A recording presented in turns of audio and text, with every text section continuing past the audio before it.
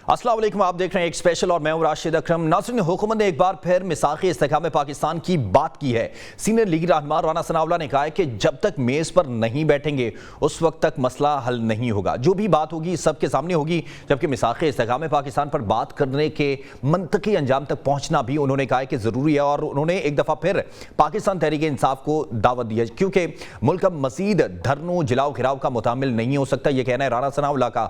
उन्होंने मज़ीद कहा कि मुज़ाकरात का गिरफ्तारियों अदालती फैसलों से कोई ताल्लुक नहीं है। पीटीआई को चाहिए कि बतौर सियासी जमात हमले की जिम्मेदारी कबूल करके माजरत कर लेते तो मामलात इस कदर ना बिगड़ते। लेकिन दूसरी तरफ बानी पीटीआई की बहन अलीमा खान के दोनों बेटों को भी गिरफ्तार कर लिया गया है। जब किसी से बात करनी हो तो कम अज कम ऐसा माहौल बनाया जाता है कि जिसमें दोनों फरीक बात कर सके। सवाल यह भी है कि जब एक तरफ हुकूमत अपोजिशन अरकान और उनके अजीज़ व क़ारिब को गिरफ्तार कर रही है और दूसरी तरफ मुज़ाकरात की पेशकश भी की है, तो देखना यह कि मामलात आगे किस तरीके से बढ़ते हैं। तो अपोजिशन इस पेशकश को किस हद तक संजीदा लेगी। सिफारती महाज की भी अगर बात कर ली जाए तो नायब वज़ीर आज़म और वज़ीर ख़ारजा इसहाक डार, सेनेटर इसहाक डार बांग्लादेश के 2 रोज़ा सरकारी दौरे पर मौजूद हैं और वो ढाका पहुंचे हैं। वहां पर उनकी मुलाकातें होंगी और दीगर जो बांग्लादेश के रहनुमा हैं उनके हवाले से मुलाकातें उनकी शेड्यूल हैं।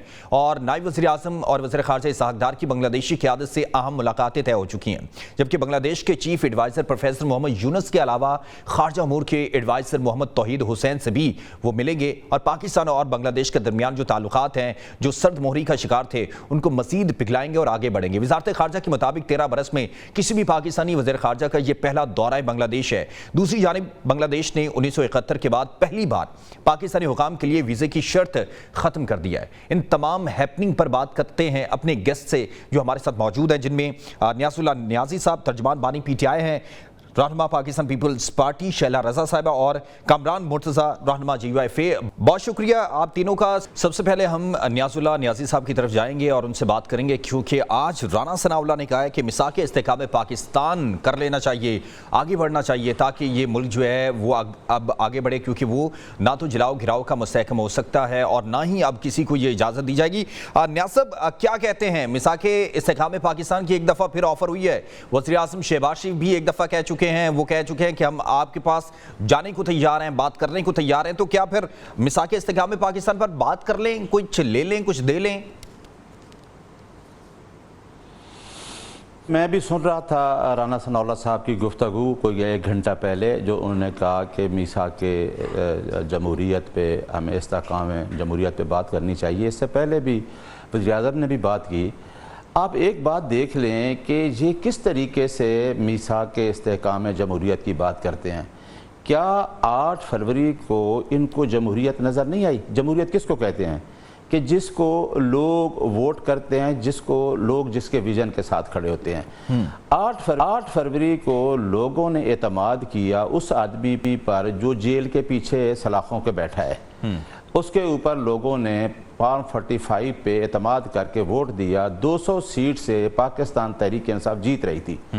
आज ये फॉर्म 47 का मैंडेट लेके असम्बली के अंदर बैठ के, ये बात भी लोगों को करनी चाहिए, असम्बली के अंदर फॉर्म 47 पे बैठ के 17 सीटों पे वज़ीर आज़म होता है। पंजाब असम्बली का आपको पता है कि सिंध में इन्होंने कितनी सीटें फॉर्म 47 पे इन पार्टियों ने चुराई। और ये सारे आके इमरान खान जिस तरह कहता था कि ये सारे लोग इकट्ठे हो जाएंगे, ये इकट्ठे हो गए। आज ये हमें जमहूरियत का, इस्तेहकाम जमहूरियत का सबक पढ़ा रहे हैं। भाई ये एक बहुत बड़ा सानिया है। ये 9 फरवरी जो है ये इतना बड़ा सानिया है कि ये अवाम का वोट आपने चोरी किया है। और अवाम का vote article 17 of the constitution ये कहता है कि ये सीक्रेट बैलेट है और पाकिस्तान का सिटीजन चाहे जिस पार्टी के साथ अपनी एफिलिएशन शो करे और उसको आज़ादी है, उस आज़ादी को छीना है। इसी वजह से हम कहते हैं कि इलेक्शन कमीशन ऑफ पाकिस्तान, जिसने आर्टिकल 218(3) के तहत जिसको मैंडेट है फ्री फेयर इलेक्शन कराना और करप्शन से पाक इलेक्शन। 2018 के इंतखाबात के अंदर भी तो फिर वो इल्जामात आप पर लगाते थे। आपको लगता है कि फिर पहले वो पुरानी कड़ियां खोल लेनी चाहिए और उसके बाद स्टेप बाय स्टेप आगे बढ़ जाते हैं? और अगर इस मुल्क को आपने चलाना ही है, अगर आप समझते हैं कि बैठना चाहिए। हाँ, मैं इसका जवाब आपको पता है इमरान खान ने एक इंटरव्यू आप निकाल लें, देखिए हम तो अपनी गलती, इमरान खान ने गलती अपनी एडमिट की। उसने कहा कि शायद मुझे ये हुकूमत ही नहीं लेनी चाहिए थी। उससे पहले हमने इलेक्शन के लिए 2013 में भी आपको याद है 126 दिन का धरना दिया था, लेकिन अब वो खड़ा हो गया इस स्टेज पे। ये किसी अदारे के साथ जंग नहीं है, ये जंग है 78 साल। मेरा ख्याल है नवाज शरीफ भी वोट को इज्जत देते देते देते आखिर पे मुझे क्यों निकाला वो चला गया, वो नहीं रजिस्ट कर सका। हम किसी अदारे के साथ जंग की बात नहीं कर रहे, हम कहते हैं कि आईन पाकिस्तान ये कहता है, ये मैंडेट है, ये लिमिटेशंस है। हाँ आ जाएं, राना सनाउल्लाह साहब आए, अभी तो वो सेनेट के मेंबर की टिकट लेके खड़ा है जहाँ हमारा बंदा DC2 है, आप आ जाएं। आप तो आपके पास अवाम का मैंडेट नहीं है, आप असम्बलियों से बाहर आएँ, आके हमारे साथ बात करें, आप फिर हम आपके साथ बात करते हैं और अवाम में जाते हैं। अवाम में आए, वो असम्बलियों से क्यों बाहर आए सर? इक़्तिदार उनके पास है और इक़्तिदार तो उनके पास है, वो असम्बलियों से क्यों बाहर आए? आप बाहर आने की तो आपको जरूरत है, आप सड़कों पर आए, एहतजाज करें और फिर अपना जो है वो इज़हार ख्याल करें और अपना हक ले लें। तो हाँ बिल्कुल, तो हम अपना कर रहे हैं। देखें, हम तो 8 फरवरी में हमसे जो इलेक्शन हुआ उससे पहले आपको याद है कि farmer chief justice supreme court ने हमसे बल्ला छीन लिया, मैं उस केस में मौजूद था, जो हम केस पेशावर से जीत के आए। यदि हमारे खिलाफ तो एक प्लान था, लंदन प्लान, जो इम्प्लीमेंट होते होते होते जहाँ तक आया हमसे रिजर्व सीट भी छीनी गई और 2/3 मेजॉरिटी शो करके अभी जनाब तो 27वीं तरमीम की तरफ जा रहे हैं और पहले ने 26वीं तरमीम की जिसके अंदर अदलिया की आज़ादी छीन ली। तो हम तो आ रहे हैं, हम तो अदालतों में झूठे केसेस का मुकाबला भी कर रहे हैं और हम सारी चीज़ों का मुकाबला करते हैं और हम सड़कों पे आते हैं। तो आपने देखा 26 नवंबर को क्या किया। अब मिनिस्ट्री ऑफ इंटीरियर सर सड़कों पर आने का मतलब ये नहीं है कि आप फौजी तंसीबात को नुकसान पहुंचाएं, तोड़-फोड़ करें, आप जो निजी इमलाक है उनको नुकसान पहुंचाएं। देखें, अगर कोई एक रेडी लगाकर खड़ा है, आप उसकी रेडी गिरा दें तो उस बेचारे के पास शायद ज़रिया मुआशी वही हो, तो फिर जो है एहतिजाज करने का मकसद ये तो नहीं होता कि आप तोड़-फोड़ शुरू कर दें सर। अच्छा, मैंने कहा है ये बात, मैं ये कहता हूँ आज बल्कि अलीमा खान इमरान खान की बहन ने भी कहा है, आपके पास तमाम CCTV फुटेज है, हूसोएवर इन्वॉल्व आर्मी, हमें इमरान खान खुद कहता है कि अफवाज जो है वो मेरे एक इंसान से पाकिस्तान की अफवाज ज़रूरी है क्योंकि उसका मुल्क का दिफा करना है, जो इन्वॉल्व होगा उसको करें। हम तमाम मुकदमात का मुकाबला कर रहे हैं, जो हमारे मुकदमात खान 180 मुकदमात, साइफर, इद्दत जैसे मुकदमात, अभी जो हमारे लोग सज़ा हाई कोर्ट में जा रहे हैं, हमने कब कहा है? आप भी तो ये भी तो हिसाब देंगे ना। हम तो चीज़ों को फेस कर रहे हैं। मैंने ये कह दिया कि जो इन्वॉल्व है वो हो, लेकिन जो नहीं है वो नहीं जो होगा। उनका शेरशाह बेटे को गिरफ्तार किया वो ठीक किया है, जो मुकदमात हैं जिनमें बेल हुई है, शेरशाह को गिरफ्तार किया वो ठीक किया क्योंकि वो हसन न्याजी के साथ खड़े थे, वो साथ खड़े थे जब उन्होंने जो वर्दी की बेहुरमती की उस वक्त वो साथ मौजूद थे। अच्छा मैं बताता हूँ कोई देखें, ये जो आप कोई लोग आदमी को कहे कि पहले कहेंगे ना ये आइन और कानून नहीं है कि आप किसी को कहें कि पहले आपने ये किया। ये तो कोई मुकदमा होता है, कोई पहले कन्फेस करे, आपको चार्ज फ्रेम क्यों होता है? अगर वो सेहत उससे चार्ज से इनकार करता है तो ट्रायल होता है, तो फेयर ट्रायल में जो भी रिजल्ट होगा सामने आ जाएगा। आप आज तो किसी को नहीं कह सकते ना, आज उसको अरेस्ट किया है, ले गया, 2 साल बाद क्यों किया है? इमरान खान की जमानत हुई भाई 2 साल पहले भी तो शेरशाह या शहरियत इधर ही था ना, तो गिरफ्तार कर लेते। मैं ये बात नहीं कह रहा सर, फुटेज के अंदर है, इमरान खान ये कहता है कि भाई मेरे खिलाफ कमीशन बना लो, मेरी CCTV। सर तो ये फुटेज ये कोर्ट देखेगी ना, आप और मैंने फैसला नहीं करना, ये कोर्ट देखेगी और कोर्ट चार्ज फ्रेम करेगी और ट्रायल होगा और फेयर ट्रायल में जो भी रिजल्ट होगा। मैंने तो पहले कहा है कि जो लोगों को सजा हुई है, अगर कहीं फेयर ट्रायल हुआ है, कहीं देखो शाह महमूद कुरैशी, जैन कुरैशी, कितने लोग बरी भी हुए हैं, कितने लोग सरगोदा की अदालत से बरी हुए। मैं ये नहीं कह रहा, मैं ये कह रहा हूँ, आपने कहा ना जी वो क्यों बाहर आ जाए इलेक्शन से, मैंने कहा है कि उन्होंने भी तो किया। 26 नवंबर को भी तो आप देख लेना, वो भी पुरअमन लोग आए थे, अभी भी हम पुरअमन आ रहे हैं। 5 अगस्त को, 14 अगस्त को भी पुरअमन लोग निकले थे। यानी कि आप समझते हैं कि जो 9 मई को हुआ वो गलत हुआ, अब मुआफी मांगने के लिए तैयार हैं। राना सनाउल्लाह साहब ने कहा है कि मुआफी मांगे, बात को आगे बढ़ाते हैं, मुआफी मांगने के लिए तैयार हैं। इसका मतलब है पाकिस्तान तहरीक इंसाफ ये फैसला कर लिया है कि 9 मई को गलत हुआ और हम माफी मांगेंगे। राना सनाउल्लाह को किसी ने माफी नहीं देनी कि राना सनाउल्लाह सर वो आपसे माफी तलब कर रहे हैं सर, मेरी बात सुन ले, मेरी बात सुन ले ना सर, मेरी बात सुन ले। माफ़ी क्या होती है? अगर एक जुर्म होता है, इमरान खान तो आज 2 साल ये बात हो रही है, माफ़ी मांगते हैं तो इतराफ़ जुर्म हो जाता है, कन्फेशन हो जाती है, फिर ट्रायल तो नहीं होना ना, फिर तो सज़ा ही होनी है। तो वो तो कह रहा है कि आप CCTV फुटेज लेके आएँ, कमीशन बनाएं, मेरा ट्रायल करें। ये सनाउल्लाह से पूछें कि 2 साल तक चलान क्यों नहीं दिया अदालत में? अभी तक इमरान खान का चलान कोर्ट में पेश नहीं हुई, इसी बेस पर बेल हो जाती है। इमरान खान की 8 बेलें हुई हैं, इन्होंने एक्शन कर लिया 2 साल पहले, आप छोड़ दें उसको। एक ही दिन में सुप्रीम कोर्ट से बेलें हुई और उधर अलीमा खान के घर एक्शन हो गया। हम बिल्कुल फेयर मुकाबला कर रहे हैं। शैला साहब, मैं आपकी तरफ आऊंगा। जिस तरीके से अभी राना सनाउल्लाह ने भी कहा है कि मिसाक़ इस्तेकाम पाकिस्तान की बात कर ली जाए, और 2006 के अंदर देखा कि मुस्लिम लीग नून और पाकिस्तान पीपल्स पार्टी ने भी मिसाक़ जमहूरियत किया था, तो आपको लगता है कि पाकिस्तान तहरीक इंसाफ के लिए भी कोई स्पेस मौजूद है कि ताकि मिसाक़ जमहूरियत कर लिया जाए, पाकिस्तान को आगे जो है एक मजबूत पटरी पर जो है वो चढ़ा दिया जाए और पाकिस्तान जो है तरक्की की राह पर गामजन हो जाए? देखिए, कोई भी पॉलिटिकल पार्टी अगर इस पे यकीन नहीं रखती कि उसको डायलॉग करने हैं, तो वो अपने अंदर डेडलॉक का शिकार हो जाती है।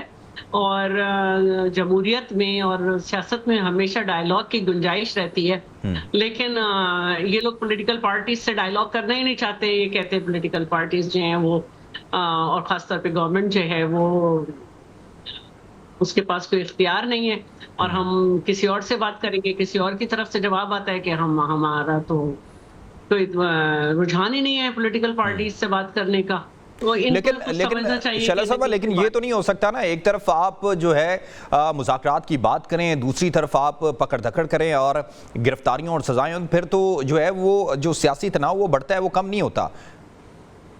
अच्छा देखिए, बातचीत की जो बात हो रही है वो पॉलिटिकल पार्टीज से ही हो रही है, और जो अरेस्ट किया जा रहा है वो 9 मई के मुकदमात में किया जा रहा है, और उसी से रिलेटेड जो चीजें हैं। तो और जो भी कुछ है आपको बात पॉलिटिकल पार्टीज से ही करनी है, जो भी कुछ है, जो भी मसला है, आपको पॉलिटिकल पार्टीज से बात करनी है।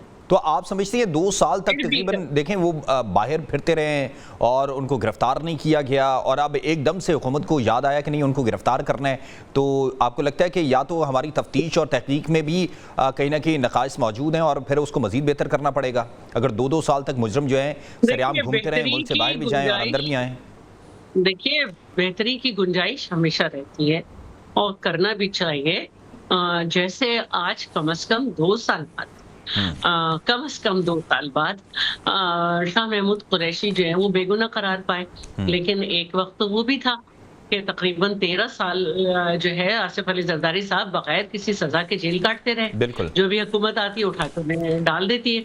तो बेहतरी की गुंजाइश रहती है। अल्लाह का शुक्र है कि जो भी हुआ बेहतर हुआ, और कहाँ 13 साल कहाँ 2 साल, तो रहना तो 2 दिन में नहीं चाहिए अगर इंसान बेगुनाह है। और बड़ा वाजे जो है था कि उनकी अहलिया बीमार थी और कराची हॉस्पिटल में थी, लेकिन बहरहाल फिर भी बेहतरी आई है कि 2 साल बाद ही रियलाइज कर लिया गया। और इस वक्त जो है कम से कम ये वाले तरीके नहीं हो रहे हैं कि खामखा किसी को उसके ऊपर केस भी ना हो, सिर्फ बैंक ट्रांजैक्शन हो, बैंक टू बैंक उसको उठा के जेल में डाल दिया जाए, ये भी नहीं हुआ। तो कुछ ना कुछ बेहतरी आई है, और अगर आज जमानतें हुई हैं बहुत सारे केसेस में, तो ये भी एक बेहतरी है। वरना तो यहाँ पे बीबी साहिबा जो थी वो एब्सकॉन्डर थी और उनको सजा सुना दी गई थी। और मैंने जैसे जिक्र किया फरियाल टालपुर साहिबा के बीच का रास्ता कैसे निकलेगा, क्योंकि वो आपके साथ नहीं बैठना चाहते और आप बार बार दावत देते हैं, यानी कि हुकूमत और उनके इत्तेहादी, तो फिर बीच का रास्ता कैसे निकाला जाएगा, कौन बिठाएगा, कौन सहूलतकारी करेगा? देखिए, हमारे साथ बहुत सारे लोग बैठते हैं PTI के और हमसे बात करते हैं, जिसमें काफी नाम है, क्योंकि मैंने उनसे पूछा नहीं कि उनका नाम ले दूं, लेकिन एक नाम तो सबकी जबान पे बड़ा कॉमन है, जिनको अभी दावत भी दी गई थी। तो खान साहब के पास जो जाते हैं ना, वो खुद उनको खराब करते हैं, किसी से बात करने की जरूरत नहीं है, ये नहीं है, वो नहीं है, उन्हीं के लोगों ने हमें बताया। तो अगर बात नहीं करेंगे और रास्ता नहीं निकालेंगे तो कैसे निकलेगा? गवर्नमेंट तो चल रही है ना, गवर्नमेंट तो चल रही है, और नई लेजिस्लेशन भी हो रही है। अब जो हम जो हैं उनको सपोर्ट कर रहे हैं, उनके इत्तेहादियों और सपोर्टर्स के साथ उनके पास अच्छी मेजॉरिटी भी आ गई है, सिंपल मेजॉरिटी। तो इस सारी सूरत हाल में अगर एक पार्टी अपने आप को काट लेगी ठीक तो है। और बाहर नहीं निकलेगी, तो अगर उनका ये दावा है कि उनके पास ग्राउंड सपोर्ट है, तो फाइनली वो ग्राउंड सपोर्ट भी कट जाएगी। ठीक है, ठीक है। बिल्कुल। ब्रेक के बाद वापस आएंगे और फिर इस पर भी बात करेंगे, क्योंकि इस वक्त राना सनाउल्लाह की जानिब से उन्होंने कहा है कि मिसाके इस्तेहकाम पाकिस्तान पर बात कर ली जाए। पाकिस्तान को अगर आगे लेकर चलना है तो उसके लिए ज़रूरी है कि तमाम सियासी जमातें जो हैं वो मिलकर बैठें, बातचीत करें और फिर कोई ऐसा सियासी हल निकाले जिससे पाकिस्तान का जो इस्तेहकाम है वो मज़ीद मजबूत हो। वापस आएंगे एक ब्रेक के बाद। वेलकम बैक नाज़रीन, जिस तरीके से हम बात कर रहे थे, इस वक्त रस्साकशी जारी है। पाकिस्तान तहरीक इंसाफ जो है वो अपने स्टांस पर है, हुकूमत अपने स्टांस पर मौजूद है और मुज़ाकरात की एक दफ़ा फिर बातचीत हो रही है। तो देखना ये है कि पाकिस्तान के मामलात आगे कैसे बढ़ते हैं, सियासी जमातें एक साथ मिल बैठती हैं या नहीं। नियाज़ुल्लाह साहब, आपकी तरफ आऊँगा। आपको जिस तरीके से दावत, अभी शैला साहब अभी कह रहे हैं कि बात तो करनी पड़ेगी, लेकिन हमने देखा कि जब 26वीं आईनी तरमीम हो रही थी तो आपके पास एक बड़ा मौका भी था। JUIF आपके साथ थी, मौलाना फजल रहमान आपके पास आ जा रहे थे, आप लोग उनके पास आ जा रहे थे। तो वो सपोर्ट भी तो आप जो है अपनी अपोजिशन को मजबूत करने के लिए, आज अगर आप आईने इस्तेहकाम पाकिस्तान के हवाले से बात कर रहे हैं, तो मजबूती की बात कर रहे हैं, तो JUIF आपको स्ट्रीट पावर देती, आपको बड़ी सपोर्ट फ्राहम करती, तो आप लोगों ने तो उनके साथ भी बैठना गवारा नहीं किया मजीद। देखिए, ये शैला रज़ा साहबा को मैं सुन रहा था, माशाअल्लाह बहुत अच्छा उनका विजडम है सियासी। ये उस पार्टी के साथ बैठ गए हैं जिनके साथ किया था मीसाक जमहूरियत।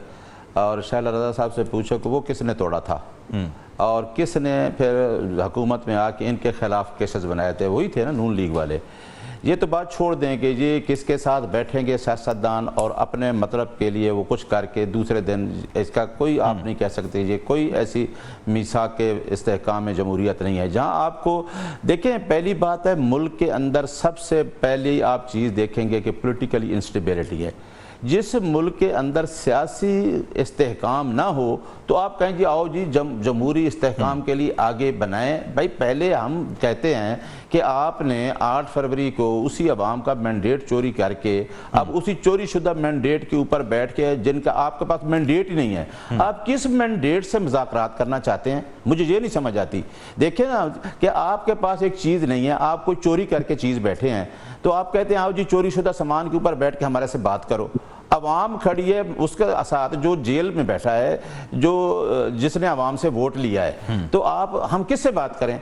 बराबर कि ऐसी बात ये नहीं कहते कि जी इनको पॉलिटिकल विजडम नहीं है, इनको तो कोई शायद सियासत आती नहीं है। ये सियासत नहीं हो रही, इमरान खान ने तो सियासत की ही नहीं है। वो तो कहता है भाई ये एक बात करो कि क्या आपने इसी तरह हुकूमत करनी है 35 साल कि आप लैंड माफिया को फरोग देंगे। आज आप मलक रियाज को ही पकड़ रहे हैं। मलक रियाज को कौन लेके आया था, कौन उसको सिंध में ज़मीनें देता रहा है। तो आप बैठ के सारी चीज़ें, वो कहते हैं वो उसके बहुत सारी चीज़ें हैं जो इमरान खान इनके साथ नहीं बैठना चाहता, क्योंकि वो कहता है जी करप्शन से जो है मुल्क को पाक करना है। वो कहता है कि जी अवाम को ऊपर लेके आना है। वो कहता है कि एक रियासत 2 दस्तूर नहीं होने चाहिए। वो कहता है मुल्क के अंदर आइन की बालादस्ती होनी चाहिए। वो कहता है मुल्क के अंदर जब तक रूल ऑफ लॉ नहीं होगा, आप जितने काम भी करते रहें, किक्स बैक्स लेते रहें, पैसे मुल्क से बाहर लेके जाते रहें। ये नहीं है कि हम बैठ के बटारा कर लें कि जी ये चीज़ें तय हो जाएगा। हम तो अवाम की सोच रहे हैं और मेरा ख्याल ये सबसे बड़ी सोच है और इस सोच से ही पाकिस्तान आगे जाएगा। इस सोच पे इकट्ठे हुए कि पाकिस्तान की अवाम कहाँ खड़ी है। तो मेरा ख्याल है कि हमने 26वीं तरमीम में यही कहा था। अगर मौलाना साहब के साथ, मौलाना साहब का भी हम कहते हैं, मौलाना साहब को जब भी नेशनल इशू की बात आई तो मौलाना साहब ने अपने आपका पॉइंट आ गया है, तरजीह दी। ठीक है। कामरान मुर्तज़ा साहब, आपकी तरफ आऊंगा। आपको लगता है कि आज जिस तरीके से मिसाक जमहूरियत की दोबारा बात हो रही है और हमने JUIF को देखा 2006, 8 और दीगर जितने भी इलेक्शन हुए, तो वहां पर वो हुकूमत का हिस्सा बनती रही है, लेकिन कंसेंसस की भी बात करती है, यकजहती की बात करती है। तो आज क्या JUIF वो ताकत रखती है, वो इख्तियार है, वो सपोर्ट वो फ्राहम कर सकती है इस जमहूरियत को, ताकि सारी जमातें एक टेबल पर आएं, बात करें और मामलात को आगे बढ़ाएं? ऐसा है कि हमने ये बात की है कि हम आपको बिठाते हैं, हम फैसिलिटेट करते हैं। इस वक्त शायद नून लीग और PTI एक दूसरे की, इवन थोड़ा सा पीपल्स पार्टी को कि पीपल्स पार्टी और PTI की कुछ थोड़ी सी कुर्बत भी है कहीं पे। तो उसमें अगर कोई फैसिलिटेट करने की बात है तो हम उस फैसिलिटेट करने के लिए एक मेज पे लाने, एक जगह पे, कमरे में बिठाने के लिए हम तैयार हैं। और कुछ लो और कुछ दो की बुनियाद पे मामला तय भी हो सकते हैं। देखिए, तो आपको क्या लगता है ये कि इलेक्शन पीटीआई के सिर्फ पास क्या है देने के लिए सर? सबके पास सब कुछ, बहुत कुछ देने के लिए भी है और बहुत कुछ लेने के लिए भी है। 2024 का इलेक्शन जो है वो पीटीआई और हम कहते हैं कि ठीक नहीं है, गलत है। मैं साथ उसके साथ एक बात और भी शामिल कर लेता हूं कि खैबर पख्तूनख्वा का भी उसमें शामिल गलत है। उसके बाद अगला सवाल जब आता है फिर 2018 के इलेक्शन पे सवाल पैदा हो जाता है कि वो भी ठीक था, उसमें भी आरटीएस बैठ गया था। फिर उससे आगे चलते 2013 के इलेक्शन पे भी पंक्चर्स के सवाल आता है कि इतने पंक्चर थे, इतने वो थे। तो हर जगह पे कहीं ना कहीं पे सवाल आते हैं। हम जो तय कर सकते हैं बात मिलजुल के कि ये सारे जितने भी ये 3 इलेक्शन मैंने गिनवाए हैं, इन तीनों इलेक्शंस में जो भी इल्जाम आते हैं, दुरुस्त या गलत, इल्जामात ये हैं कि अदालत जाती धांधली हुई। आपका कानून अदालत जाती धांधली को नहीं पकड़ सकता। उसके अंदर उसका जो शिकंजा है वो इतना मजबूत नहीं है। मेरे और आपके दरमियान धांधली का फैसला तो शायद उससे हो सके, मगर अदालत जाती धांधली, सिस्टमैटिक धांधली जब होती है, जिसमें जो है ना वो आपकी मर्जी के आरओज, आपकी मर्जी के पीओज होते हैं उसमें, और उसके बाद उनको डर और खौफ होता है कि इसका अगर हमने कोई बात सच बता दी तो उसका नतीजा ये निकलेगा, वहां आप नहीं पकड़ सकते। तो हम जो तय कर सकते हैं आपस में पॉलिटिकल पार्टीज कि हर इलेक्शन जो आने वाला होगा वो फेयर और फ्री होगा, और ये हमारा एक मिसाकी जमहूरियत हो सकता है। हम ये भी तय कर सकते हैं अगर इसमें कोई कुर्बानी दे कि कोई ऐसी हुकूमत जिसमें जो ना वो कौमी हुकूमत की आप शक्ल ले लीजिए कि पहले एक ऐसी हुकूमत जो है ना 6 महीने के लिए, और उसके बाद कोई इलेक्शन वक्त से कुछ पहले, और उस वक्त तक जो है वो हुकूमत का चलना, यानी दोनों तरफ जो है ना स्पेस क्रिएट की जाए। और आइंदा के लिए हम सर वो कौन स्पेस क्रिएट कौन करेगा सर? आपको लगता है फिर क्रेडिबिलिटी क्राइसिस जो है वो मौजूद है? हम सारे आपस में मिलके और इस मामले में जो है ये कमिटमेंट जो है वो एस्टेब्लिशमेंट की तरफ से भी आए कि वो इसमें आइंदा जो है ये जो मुदाखलत है, ये बड़ा आसान है कि कहना कि जी हम ए पॉलिटिकल हो गए। आप कभी भी ए पॉलिटिकल नहीं थे, आप कभी भी ए पॉलिटिकल नहीं हुए। तो आप ए पॉलिटिकल वो वाला मामला जो है ना वो उसको वाकई दुरुस्त कर लें, और ये पाकिस्तान हम सबका है, ये हमारा अपना मुल्क है। बिल्कुल, हम इसको अपने मुल्क को जो है ना अपने मुल्क की तरह लेके चलें। ये कोई लूटमार की जगह नहीं है कि मैं अपनी बारी लूं, आप अपनी बारी ले, तीसरा अपनी बारी ले, उसके बाद जो है ना हम माल बना के चलते फिरें, या बाहर मुल्क से निकल जाएं, या फिर जो है ना उसके जेल में डाल दिए जाएं। ये तरीका बंद हो जाना चाहिए। ठीक है शाला साहब, आपकी तरफ आऊँगा। आपको नहीं लगता कि जो पॉलिटिकल रिवेंज है ये बहुत ख़तरनाक है, और पाकिस्तान तहरीक जो पाकिस्तान पीपल्स पार्टी है वो उसका शिकार दहाइयों से रही है, और हमने देखा है जिस तरीके से जुल्फ़िकार अली भुट्टो साहब को भी शहीद किया गया, तख्तेदार पर लटकाया गया, फिर बेनज़ीर भुट्टो को कभी जो है इस्टेब्लिशमेंट के साथ उनको मिलकर इक़्तिदार मिला, कभी उसी इस्टेब्लिशमेंट ने उनको उतार दिया। तो आपको नहीं लगता कि वो सारी जो तारीख़ है उससे सीख कर आगे बढ़ना चाहिए, और अब जो है हमें जो तमाम सियासी जमातें हैं उनको एक कंसेंसस कर लेना चाहिए कि नहीं, मुल्क को इस तरह लेकर चलना है? अच्छा, पहली बात तो ये कि मैं वो बात रिपीट नहीं करूंगी जो कामरान मुर्तज़ा साहब ने कही कि 2018 का इलेक्शन वगैरह, लेकिन देखिए पहली बात तो ये कि मैं उनको पॉलिटिकल पार्टीज ही नहीं समझती जो कि यकीन ना रखें। सब जानते हैं कि शहीद जुल्फ़िकार अली भुट्टो को किस तरह से हटाया गया, और तमाम पॉलिटिकल पार्टीज जो थी वो ज़ियाउल हक के साथ खड़ी थी। और एक वक्त आया कि ज़ियाउल हक ने खुशामद की बेगम नुसरत भुट्टो साहिबा की कि पॉलिटिकल पार्टीज उसका साथ नहीं दे पा रही, लेकिन उन्होंने MRD बनाई और तमाम पॉलिटिकल पार्टीज से बात की, डायलॉग किया। इससे ज्यादा जुल्म तो नहीं हुआ ना जो ये बातें कर रहे हैं कि इनको किसको कोड़े पड़ गए, कितने 17 लोगों को मजीद फांसियां हो गई, और शहीद जुल्फ़िकार अली भुट्टो को जो आज 44.5 साल बाद जो है एक लाइन मिली, एक जुमला मिला कि उनके साथ फेयर ट्रायल नहीं हुआ। दूसरे कि काश हम पे कभी इस्टेब्लिशमेंट इतनी मेहरबान होती कि हमें जितवा देती। हम तो कभी भी नहीं जीते। हम तो जब बेनज़ीर भुट्टो साहब की शहादत के बाद भी जीते तो हमारे पास सिंपल मेजॉरिटी नहीं थी। 346 के ऐवान में हमारे पास सिर्फ जो है 126 नशिस्तें थी। हाँ, हमें गिरवाया जरूर नून लीग के साथ मिल के, लेकिन बात वही है कि जब आवाम से जो है सपोर्ट आ जाए किसी पार्टी को, चाहे उसके पास एक सीट हो, आप अगर पॉलिटिकल हैं और तो आप समझते हैं कि पाकिस्तान तहरीक इंसाफ के पास अवामी फिर सपोर्ट है और उसके साथ नाइंसाफी हुई 2024 के इंतखाबात के अंदर? मैं ये समझती हूँ कि 2018 में इनको सपोर्ट नहीं थी और जिस तरह 2024 से में थी। इनको जितवाया गया, फिर जहाज उड़ाए गए, फिर इनको किया 2000 आपका जो 22 है उसमें भी जो है जो रिजल्ट है सामने है, और फिर भी इनको हमने कह दिया था कि आप जो है हुकूमत बनाएं। हम जिस तरह से नून लीग के सपोर्टर हैं, इस तरह हम आपको भी सपोर्ट करेंगे, क्योंकि हमारे और इनके मैनिफेस्टो में फर्क है, जिस तरह हमारा नून लीग से फर्क है। लेकिन इन्होंने नहीं मानी। अब मैं ये पूछना चाहती हूँ कि जब ये कहते हैं कि हमें पॉलिटिकल पार्टी से बात नहीं करनी, तो भाई आपकी पार्टी तो बनी ही नहीं, पार्टी इसके लोगों से है, इसके उठा लिए, उसके उठा लिए। लोटों की एक जमात थी जो इधर से उठाए उधर से उठाए, जो खुद नहीं आए उन्हें जहाज से लाए। आपका जो है वो हुकूमत भी इसी तरह चल रही थी, आपके बिल भी पास इसी तरह हो रहे थे।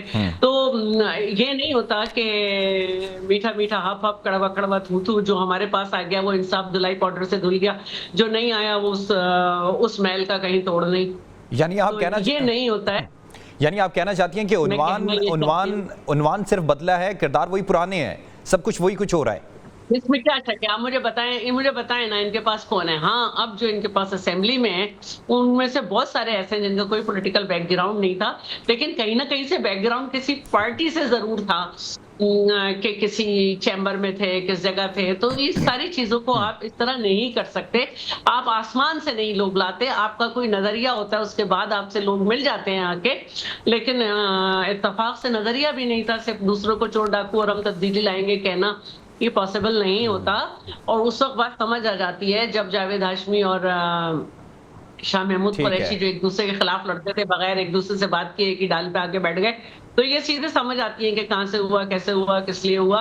लेकिन अब जो भी हुआ, पछतावे क्या हुआ, या चिड़िया चुगी खेत, तो बेहतर ये है कि आपके सामने दूसरा खेत मौजूद है।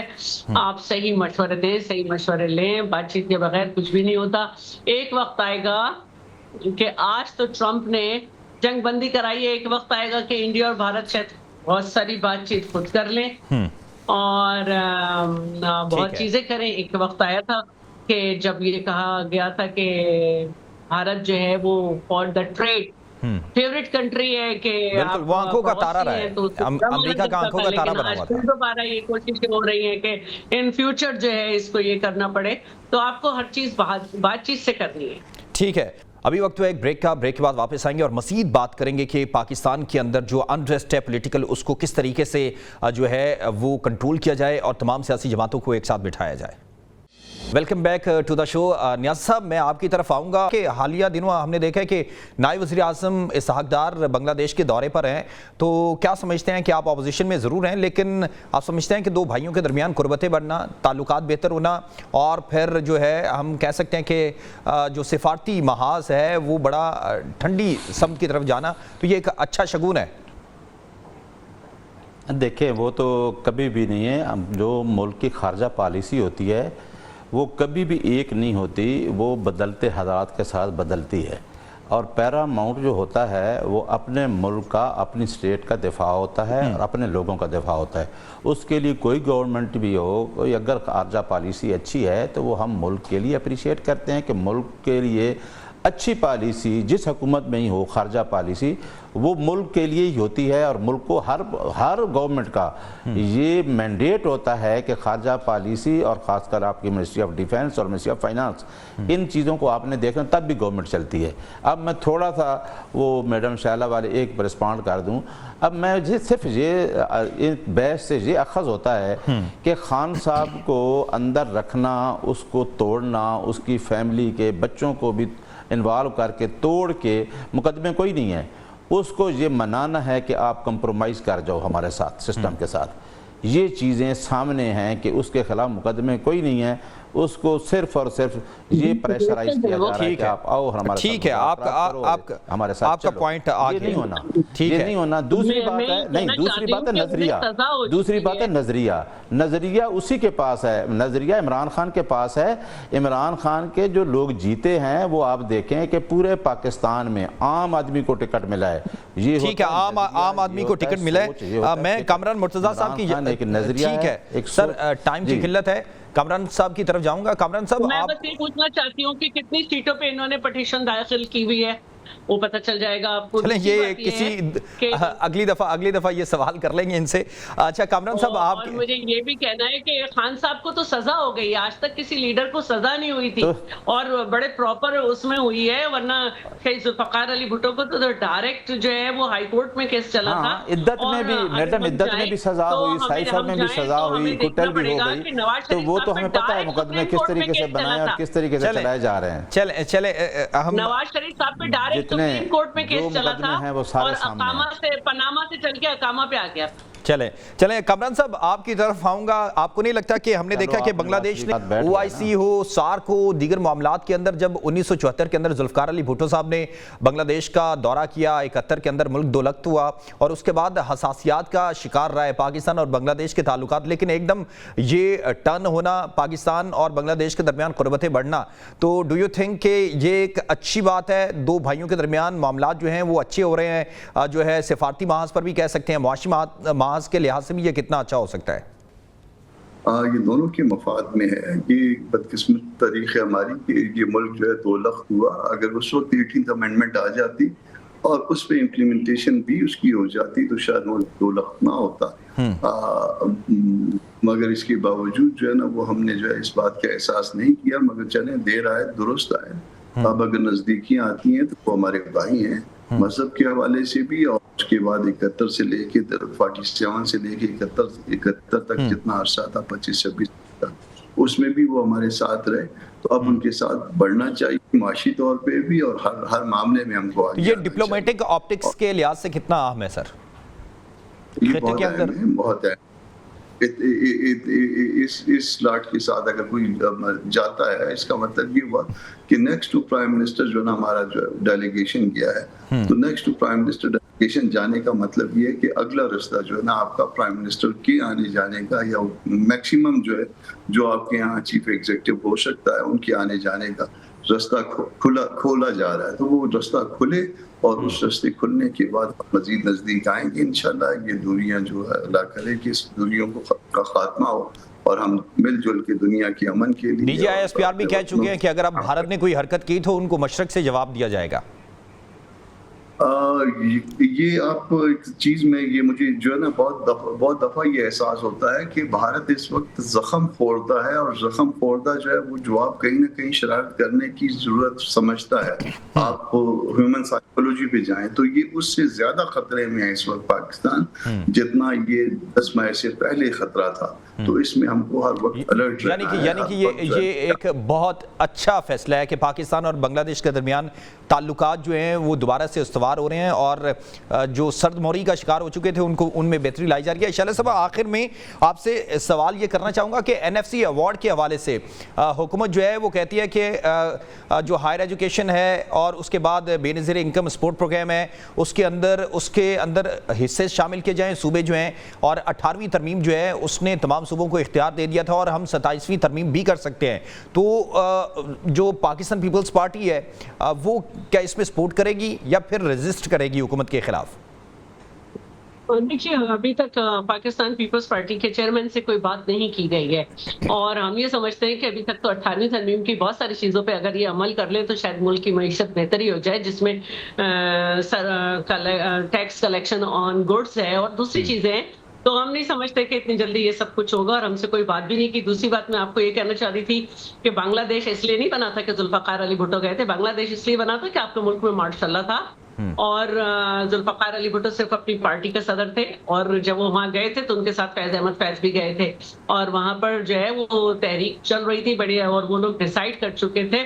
और फैज अहमद फैज की बड़ी मशहूर इस पर गजल है, हम तो ठहरे अजनबी। तो मैं ये कहना चाहती हूँ कि तारीख को थोड़ा दुरुस्त रखा करें। जुल्फकार अली भुट्टो ना वजीर आजम थे ना सदर थे, वो अपनी पार्टी के सरबराह थे, मुल्क में मार्शल्ला था, जो फैसला था वो मार्शल्ला का था, लीगल फ्रेमवर्क ऑर्डर के तहत मुल्क चला। तो NFC अवार्ड के अंदर अगर फ़र्ज़ करें 18वीं तरमीम के अंदर छेड़छाड़ की जाती है या फिर 27वीं तरमीम के हवाले से बातचीत की जाती है तो फिर 26वीं आईनी तरमीम की तरह पाकिस्तान पीपल्स पार्टी तमाम अपने मफादात को साइड पर रख के और अपना जो उसूली फ़ैसला है, जो मौक़िफ़ है, और आपने 18वीं तरमीम बनाई तो आप उसके अंदर जो है वो तरमीम करने की इजाज़त देगी अगर जो सूबों से हिस्सा वसूल किया जाता है? आईनी तरमीम में पहली बात यह कि 26वीं आईनी तरमीम में कामरान मुर्तजा साहब बैठे हैं, मैं अगर झूठ बोलूं बहुत मोतबर हैं। जो तरमीम आई थी 57 उसकी, उसको 26 तक लाना, और उसके बाद क्या कहते हैं पीटीआई भी इसमें शामिल थी, बिल्कुल उसकी 4 अमेंडमेंट थी, और हम तो आईनी जो है वो कोड बनाना चाहते थे। तो हमने अपने कोई मफादात नहीं रखे। मैं समझती हूँ कि floor of the house chairman ने ये कहा कि अपने वालिद साहब के बाद अगर मैं किसी को समझता हूँ कि सियासतदान है वो मौलाना है, और अगर आगे भी कोई तरमीम आती है तो हम बिल्कुल उसको पढ़ेंगे, देखेंगे और करेंगे। लेकिन जहां तक बात है 18वीं तरमीम जो है वो बहुत ज्यादा सोच समझ के हुई, बहुत कम उसमें डिसेंटिंग वॉइस थी, और जब तक इस तरह से नहीं बैठेंगे, इस तरह एनएफसी एक तो 2016 से किया नहीं किया गया, और एक चीज जो है वो अप्रोक्सीमेटली करके कर दी जाती है, तो हम बहुत चीजें उसको देखनी है, और हुकूमत को चाहिए कि जहां एक तरफ वो दूसरी बातें करी, इसके लिए एक कमेटी बना दी जाए जिसमें तमाम पार्टीज से लोग लिए जाए जो अंडरस्टैंड करते हो सब चीजों को, मेरी तरह ना हो, कामरान साहब की तरह, और उसके बाद जो है आगे बढ़ा जाए। उसके बाद ठीक है वो अपना काम करती है। आपका पॉइंट आ गया। बहुत शुक्रिया जी नियाजुल्लाह नियाजी साहब, तर्जुमान बानी पीटीआई शला रजा रहनुमा पाकिस्तान पीपल्स पार्टी और JUIF के रहनुमा कामरान मुर्तजा साहब हमारे साथ मौजूद थे। हमने देखा कि इस वक्त पाकिस्तान को भी ज़रूरत है, मुल्क को ज़रूरत है, आवाम को भी ज़रूरत है, जहाँ पर सियासी जमातें जो हैं वो कंसेंसस नहीं करेंगी, एक साथ नहीं बैठेंगी, मामलात को बेहतर नहीं करेंगे तो पाकिस्तान आगे नहीं बढ़ सकता। एक तरफ हमारा दुश्मन भारत बैठा है, दूसरी जानिब दीगर जो आलमी महाज हैं वो भी खुले हैं, तो उस तमाम की तमाम सूरत हाल पर किस तरीके से जो है वो काबू पाना है, ये तो तमाम सियासी जमातों को इस वक्त बैठकर सोचने की ज़रूरत है। इसके साथ ही दीजिए इजाज़त, अल्लाह में नासिर।